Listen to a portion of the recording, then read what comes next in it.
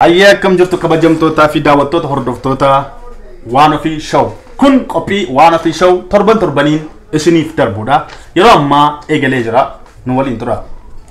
Hayyee waamicha koo kabajee stuudiyoo keenyatti waan argamteef galatoomi siin jechuun barbaada. Itti aansuun Hawal Barru. Hayyee artist Saadaam Hussein jedhama. Hayyee Saadaam isa biyya keessaa jechuudha. Isuma Oromoo.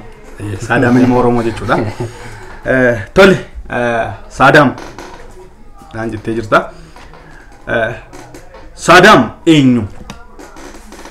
Namoonni Saadaamiin akkamitti beeku? Egaa Saadaam jechuun ilmuma Oromooti. Oromoodhumas. Kanaaf Saadaam jechuun dhalataadhuma Oromoo qulqulluu jechuudha, waan biraa miti. Namni immoo akka itti beeku egaa namootumatu beeka jechuudha. Hayyee namoonni tokko illee akkattis beekan amma tokko odeeffannoon nan qaba. Sana gara boodaatti kan itti dhufnu ta'a. Mee Saadaam hojii aartii kana keessaa gahee qaba jechuun dhagaa. Hojii biraallee hin qabda jedhan sanatti gara boodaa nan dhufa. Haa ta'u garuu mee gara hojii aartii kana keessaa mee Saadaam hojii aartiitti akkamitti seenuu danda'e? Egaa bona galatoomi. Hojii aartii kana akka itti dhufe baay'ee nama ajaa'iba. Ani aartii kana biyya ta'ee baay'ee dhaggeeffataadha malee yaalees hin beeku. Guyyaa tokko isuma namni cidha deemeetu montee dhuyyuu ani guyyaa tokko deemee yaalee hin beeku garuu baay'ee dhaggeeffadha. Aartii jechuun immoo humna inni qabu gaa namoonni beeku.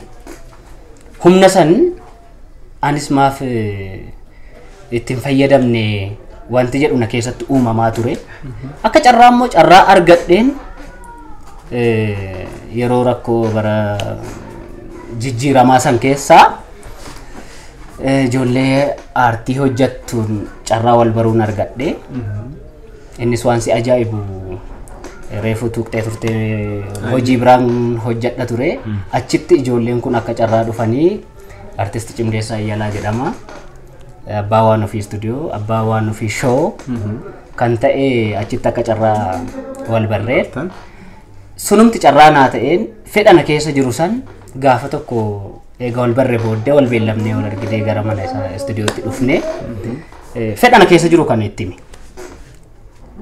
Ani la quuqaan na keessa jira, quuqaa kana akka itti baafadhee ummata kanaaf itti ibsadhu hin beeku. Aartiin immoo wanneen akkasii kanaaf furmaata waan jedhamu kaasee fi maal rakkinni jira reekunnaan jedha. Achumaan walaloos yeedaloos wanneen aartii keessatti jiran kana hunda isaatu gama isaatiin ajjestinaa ta'e. Eeganni sanaa xumuree ani sagaleen kan kootu sila sirbaataa kan jedhume tiraayin godha jedheen eegale. Gaafan eegalu yeroonis yeroo jijjiiramaa fi mormiirra jiramu sani wanta ta'eef namni achitti du'a hundi namaatu gubataadha keessa isaatti. Sanirraa kan ka'anis quuqaa garaa koon baafadha jedheen itti himee achumaan gara aartiitti galeen. Waan hedduu namatti toludha. Mee namoonni aartii kana yeroo bifa suuraatiin kaasan yookiin yeroo yaadaan kaasanii namatti agarsiisan yookiin namatti himanii yaada adda addaa qabu. Gama dhaabbatanii ilaalanii isaanii namoonni aartiidhaaf yaada garaa garaa qabu. Mee aartiin siif maali? Aartiin namni hunduu hiika garaa garaa kennaafi. An akka kootti garuu aartii jechuun waanuma kamuu caala tokkoomsuu waan ittiin dandeessu, diiguu waan ittiin dandeessu, ijaaruu waan ittiin dandeessu, ittiin of ibsuu waan dandeessu, quuqama kee, miidhama kee, gammachuu kee, gadda kee waan ittiin ibsuu dandeessu meeshaa akkasii ta'een fudhadhaan aartiin. Anaaf amma aartiin dhugaa dubbachuudhaaf miira gammachuutiin si madheesi ammas gammachuun irraa qaba. Borus aartii kanaan galma guddaa akka ga'uuf abdii guddaan qaba wanta ta'eef aartii jechuun meeshaa waan hundaa ta'e jedheetiin yaadaan akka kootti. Hayyee yaada gaariidha kunillee mee haa ta'u aartii kana keessatti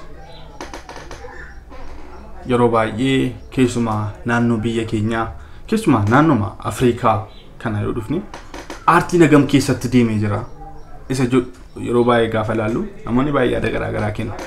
Afrikaa keessaa immoo gad dhufnee gara biyya keenyaa kanatti gaduma deemnee immoo gara Oromiyaa kanatti keessumaa aartii afaan keenya kanaan hojjetamaa jira. Sichi sun hojjetama jedhee yaada. Mee akkamitti ilaalte? Maal of keessaa qaba? Mee gara kamiin ilaaltaati? Dhugaa dubbachuudhaaf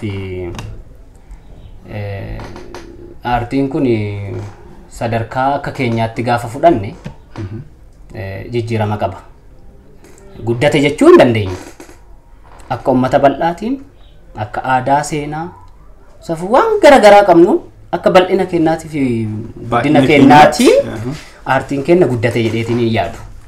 Garuu ongoing wanta jedhamu jira miti piroosesii irra jira wanta ta'e piroosesiin isaa sun adeemsi isaa sitti tola. Amma akkaataan dur ittiin hojjetamu irraa fooyya'ee dhiyaachuu eegaleera beektee. Kanaaf guddate sin jennu amma sadarkaadhuma giddu galeessaatti jira osoo kennine irra gaariidha. Aartiin kun namoota baay'ee biratti yeroo ilaalu namni aartii kun ammayyuu namootaaf waan galiin itti hin fakkaatu. Atillee akkuma tuqxee akkuma softee dabartee aartiin akka baay'ina keenyaa irratti hin hojjetamne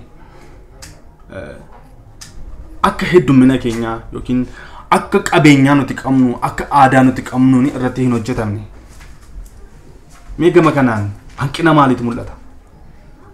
Egaa hanqinaalee isaa hin kaasna osoo jenne baay'eedha. Waan si ajaa'ibu hanqinni isaa tokkoffaa yookaan riisoorsii. Aadaadhuma lafa jiru kana isuma beeknu kana ol baasna osoo jenne riisoorsii ittiin ol baasnu hin jiru. Akka Oromootti akka nama tokkootti osoo hin taane walumaa gala keenyaatti. Haa ta'u garuu hanguma jirtu sanittuu fayyadamnee dhidhiitachaatuma maal jechaatuma dhiibaatiin jirra.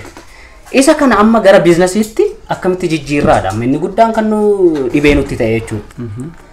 Hangattiidhuma hojjennu san hawaasni keenya hammam nu hubatee hammam gatiin aartii kun galee fi gatii aartii kana gara biizinasaatti jijjiiree inni aartistiin kunis ittiin jijjiiramee hawaasa kanas ittiin fayyada kan jedhu suni gaafii guddaadha. Kana irratti hojjetuu kan qabu tokko lama dhaabbanni mootummaanis dhaabbanni dhuunfaas namoonni dhuunfaa hundi isaaniitu gahee isaanii yoo asirratti kan ba'an ta'e aartii kana almost gara biizinasaatti jijjiirree aartii kana guddisuu hin dandeenye.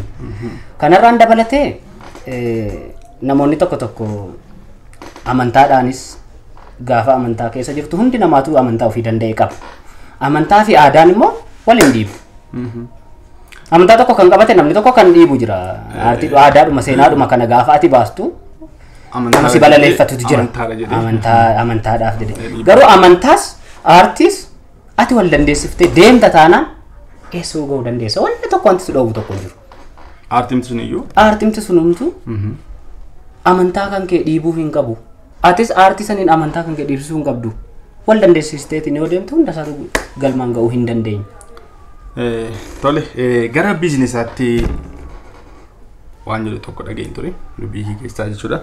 Haa ta'u namoonni baay'een aartii gaafa jedhanii namni tokko sirba tokko yookiin diraamaa tokko yookiin kitaabota ta'u waan garaagaraa tokko gaafa hojjetu aartistiin tokko waan wanta sanaan hojjetee yookiin qabeenya olaanaa yookiin jireenya olaanaa tokko ittiin jiraatu se'a keessumaa uummata keenya biratti keessumaa daawwattoota keenya biratti keessumaa immoo hordoftoota ni qabaata.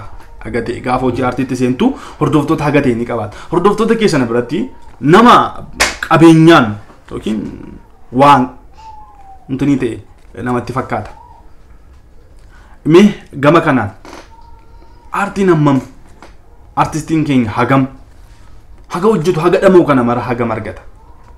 Yeroo baay'eetti wantoonni argamu naannoo keenyatti namoonni baay'een aartii hojjechuudhaaf yookiin sirba tokko hojjechuudhaaf yeroo itti isaan ispoonsarallee gaafatanii dhabanii rakkatan utuu ogummaa qabanii utuu sirbuu danda'anii utuu aadaa isaanii beeksisuu danda'anii sababii humnaatiif jecha sababii maallaqa hanqina maallaqaaf jecha istuudiyootti yeroo isaan deddeebi'anii rakkatan mana isaaniitti immoo yeroo isaaniitti ukkaamamanii taantu mul'ata. Garuu hawaasa keenya keessatti artistiin tokko qabeenyaadhaan waan beekamu fakkaata. Mi'a tokko akkamitti ilaalta?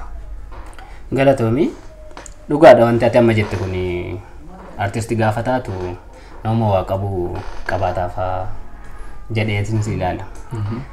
Dhugaadha artistiin qabaataadha. Akkamitti qabaataadha hoo jenne uummata hamma kana ga'u uf duubaa qabaatee qabaataa miti yoo jenne inuma nama saalfachiisa. Garuu hawaasni keenyas hammam artistii yookiin warri aartii hojjetan kuni ana qaba jedhee uf amanee akka inni isaaf hojjetutti beekee yoo inni bira dhaabate artistiin qabaataadha. Artistiin dhabaa kan ta'u yoo hawaasni isaa anaaf hojjeta jedhee admiitiin goone ta'e artistiin sun homaan qabu. Personaalii gaafa laaltu immoo artistoonni hedduun keenya dhugaadha rakkataadha. Ispoonsaraa gaafachuu dhiisiiti 100 keessaan namni tokko siin kennu. Nama 100 gaafattee namni tokko siin kennu baay'inaan. Namoota beekamtii horatanii akkas xinnoo babba'an kana malee warreen jalaa dhufaa kana nameen warreen jajjabeessanii akka itti fufan taasisan hin jiran. Kana irratti hojjetamuu qaba. Aadaaf turizimiin Oromiyaa irratti hojjechuu qaba. Akka biyyaatti irratti dalagamuu qaba. Inni hojjetu sun illee waan quality qabu. Fidee dhiyeessee qabaataa kamittuu ija jabaatee itti seenee hojiidhaan amansiisee irraa fuudhee itti fayyadamuu danda'u qaba. Kanaaf artistiin qabaataadha. Qabaataadha yoo jennu akka uummata kaaniitti kiisa guuttatee mana ijaarratee maal godhee san osoo hin taane uummata isaa qabaachuun isaatu iyyuu qabaataa isa jechuusan jedhee. Egaa ergaa guddaa of keessaa qaba. Mee artistoota duriis ta'ee kan ammaa keessaa nama dinqisiifatu tokko. Egaa ani artistii Oromoo namni ani dinqisiifanne hin jiru. Maaliif yoo jette sadarkaa qaba malee ittuma amanee itti dhama'ee waan uummata kana nagalchaa anatu hojjetee baasa aadaa kana jedhee of amansiisee waan sinitti galee namnumti waan aartii kana dalagu kan barreessus haa ta'u kan fiilmii diraamaas sagaleedhaanis maaliinis haa ta'u itti amanee namnumti waan kana hojjetuyyuu mataan isaatiin dinqisiifamuu qaba. Walumaa gala aartii Oromoo kan hojjetu namni hojjetu dinqisiifamuu danda'u qaba. Yoo nuti jabeessine malee yoo nuti dinqisiifanneetiin hamilee taaneef malee namni kun boru cimee hin ba'u. Isaan har'a cimaadha inni tooppii irratti ilaallu kun sadarkaadhuma kanarraa kan wanta ta'eefu. Kanaaf sadarkaa qaba garuu akka itti dinqisiifattu fakkeenyas kan sii ta'u jiru. Egaa akka kan durii keessa warra akka Dr. Kabajaa Alii Birraa akka tokkoffaatti kaa'uu nan danda'a. Fi warreen yeroo sanitti sadarkaa san irratti hojjechaa turanii warreen egaa amma jiran kana keessa immoo dhaabbataadha egaa namni isa kanaan acee dursa jedhee yaadu tokko illee hin jiru. Yookaan dhugaa dubbanne taate akka anaatitti aceen anaaf fakkeenyas guddaadha. Goota guddaadhas qabsaa'aa guddaadhas. Aartiidhaan qabsaa'uu jechuun akkasitti. Gatii aartiillee namni beeku akkasitti. Fakkeenya gaariis kan naa ta'u isaadha. Ani amma kan hin hojjedhu hanga danda'een warreen fakkeenya naa ta'an san sadarkaa san ga'uudhaaf malee jalqabee maal jedhee duubatti deebiif miti. Kanaaf bifa kanaan hin ilaala. Hedduu namatti tola. Mee hojiiwwan aartii sirboota hojjettee jirta. Sirboota sana keessaa tarii daawwattoonni keenya kan si beekuu danda'a, kan isin beekan ta'a. Sirboota sana mee haga murtaa'e daawwattoota keenyas ta'ee nus haga danda'e irraa haa yaadan. Bajjagee kufee ka'ee arraasi kooree madaan kiyyaa dhoksamoo homaan nageenye yaashoree tolmaan kiyyaa. Bajjagee kufee ka'ee arraasi kooree madaan kiyyaa dhoksamoo homaan nageenye yaashoree tolmaan kiyyaa. Yaashoree to yommuu amboon duuna saa'u garaa muree. Malee to dabbaadhiirraa biliqeessaa hurrii maree. Yaashoree to sooree aayaa ukaa galaannisaa. shoree kooree buubaanee duruu gurraacha garaan isaa.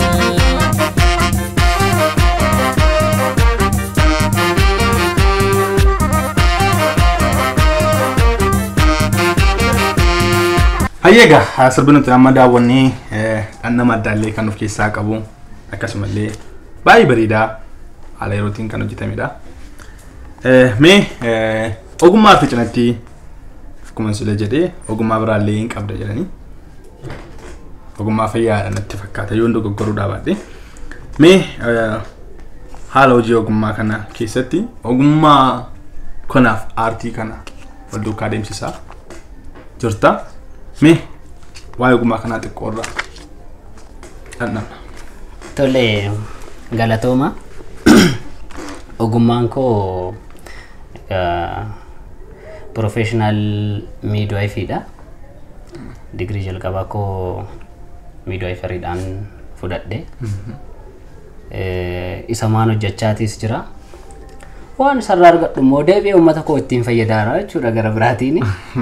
Hojiidhaan illee baay'een harkaa walitti hin bu'u maaliif yoo jette hojiin fayyaa kun in hojjetta galgala diuteedha mani bultaa achi yoo deebite immoo boqonnaadha. Ani hojii aartii kan ittiin hojjedhu yeroo boqonnaa koo sanii jechuudha. Kanaaf sa'aatii boqonnaa kootti fayyadame sa'aatii boqonnaa kan kootii fi hojii koo addaan hiree hojii kanallee adeemsisaatiin jira jechuudha. Tole mee asumaan erga waa'ee gama ogummaatiin jalqabne erguman istuudiyoo galee tarii namootatti waliin hojjettu ta'uu danda'a. Dhaamsi ta'e tokko nagahee jira. Dhiitamee jiramoo maal naan jedhu.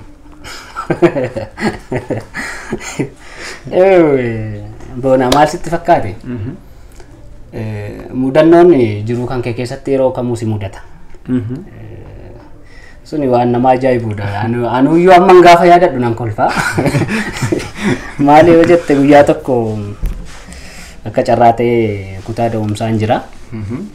Ana deessisaa jiru duruma hordoffii ennaan hordofu baay'ee natti dhiyaatu. Ijoollummaa ta'uu kan koon beeku namni baay'ee salphisee natti dhiyaata. Anis baay'ee namatti hin dhiyaadha waan ta'eef olii galaan. Nama wajjin daftee sirriitti olii galla. Egaa gaafa tokko dhukkubbiin egaa nama olii galuun kana keessaa takka da'uu dhufteeti. Contraction jennaan egaa muraa garaa gaafa da'umsaaf jedhamu muraan sun dhukkubbiin isaa baay'ee ulfaataadha. Garaa nyaataa jechuudha. Garaa muraa ciniinaa garaa muraa jedhama. Isa daa'imti ba'uudhaaf gadi dhiibatu jechuudha. Dhukkubbiin isaa waan si ajaa'ibu akka nama lafee isa lukaa kana torba capheetti tilmaamama dhukkubbiin isaa gaafa tilmaamamu. Tilmaamaan gaafa keetu baay'ee dhukkuba. Kanas ni beekna wanta ta'eef at least reassure gochaatiin deemta. Gaafa kana akkuma durii ittuma qaqalladaan akkasitti taa'een deessisuudhaaf ennaan jedhu gidduutti qurxatiin kun contraction jennu kun itti dhufe. Dhiibi malee jedhee dhiibi malee ennaan gaafa contraction kun itti dhukkubbii gatii isaa sitti beeramire gaafa dhukkubbiin sun irra dha'u siinaan jette natti hin dubbatinii. Duraayyuu kan akka kee kanattuyyuu gudiina godhe gabaabaa akka kee kanatti na dhiitte gaafa na dhiittu ani duubaan hin kufe achi kee ani saareen garuu ogummaadha wanta ta'eef itti dubbachuu dideen akkasumatti akkuma wanti jedheen deebi'ee deessisee achi booddee isheenis dhiifama naan jette rakkinnan qabu jedheeni akkasitti addaan gallee isa kana dhageette natti fakkaate. Ayyee mudannoo namatti toludha. Illee akkasumatti dhagee. Tole waan namatti tolu ture. Mee as keessatti egaa qophii keenya xumuruuf jenna. Otoo intaniin ta'in yeroon keenya waan deemteef gara goolabbiitti fiduuf hin jedha. Dhaamsa kee otooti dhaamsa carraasii kennuuf hin jedha. Tun sana siin kennin dura garuu daawwattootaaf kabajamtootaa fi daawwattoota qophii waan ofii show YouTube subscribe like share godha. Akkasumas yaada qabdan toora page yookiin Facebook keenya irratti nuun ga'uu dandeessu. Tole mee gaaffii koo gara dhumaatti yookiin afgaaffii keenya har'a waliin qabnu gara dhumaatti utuu hin goolabin dura asumaan dhaamsa ergaa yookiin akkasumas namoota galateeffattullee yoo qabaatte carraa siifa kenna. Ishi galatoomi. Egaa namni dhaamsallee guddaan qabu waan baay'ee haasofneerra waan addaa miti. Galatan qaba.